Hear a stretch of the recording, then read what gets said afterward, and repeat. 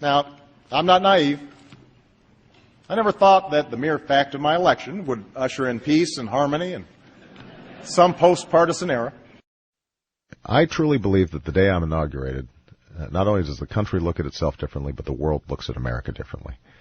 That I represent a clean break from the Bush-Cheney approach. This was the moment when the rise of the oceans began to slow and our planet began to heal. That's why we've excluded lobbyists from policy-making jobs or seats on federal boards and commissions. Thank you, President-elect Obama, for the honor that you have bestowed upon me. I look forward to working with you and the members of this national security team assembled here.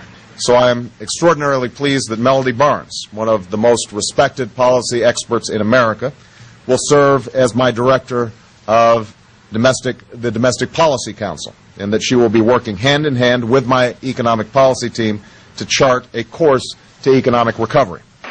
And if the Republican leadership is going to insist that 60 votes in the Senate are required to do any business at all in this town, a supermajority, then the responsibility to govern is now yours as well.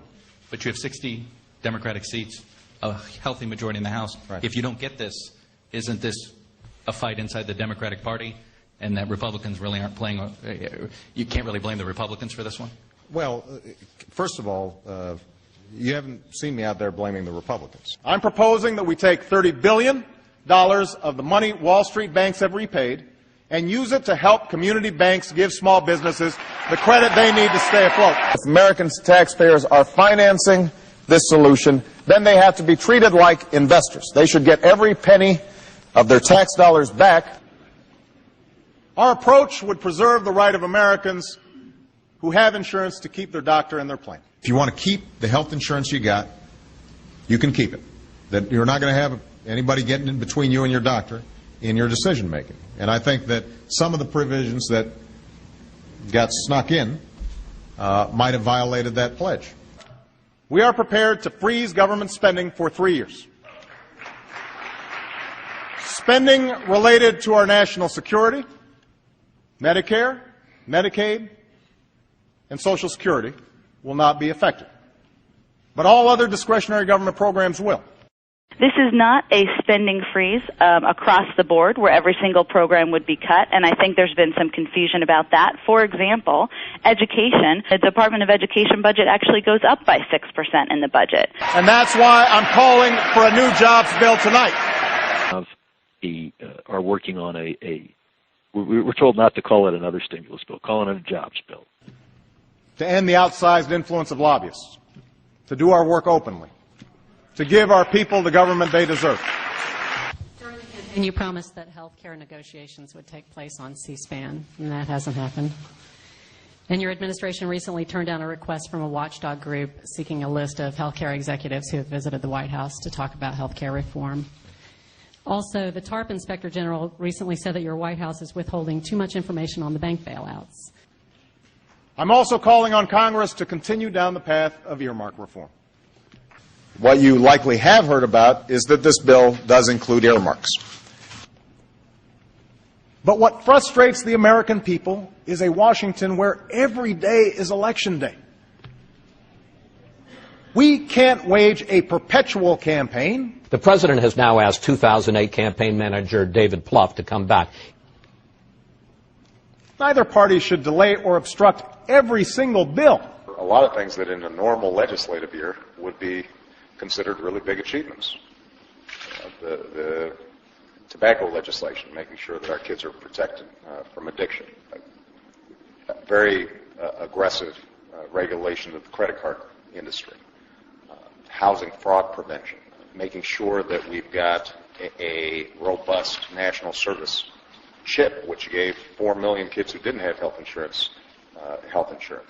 Restoring the basic principle that there should be equal pay for equal work. Because of the steps we took, there are about 2 million Americans working right now who would otherwise be unemployed. The Recovery Act saved thousands and thousands of jobs. Now, the Recovery Act the President passed has created more than, or saved more than 2 million jobs. Largely as a result of the recovery plan that's put money back into our economy, that saved or created 1.5 million jobs. You didn't have jobs. The confirmation of well-qualified public servants shouldn't be held hostage to the pet projects or grudges of a few individual senators. There is no doubt in my mind, in Senator Schumer's mind, and Senator Lieberman's mind, that the President could easily find 10 conservative Republican judges who would meet the 60-vote threshold. So no, I will not give up on trying to change the tone of our politics. I love Tony Blair. I met with him before he came. One of my favorite guys, but he can't be our only ally in the world. You know, that's a pretty big burden for Brother Blair to have to shoulder. I can only imagine the conversations he's having with the rest of the European Union every day. God, what's up with you and Bush? And he's got to explain, it's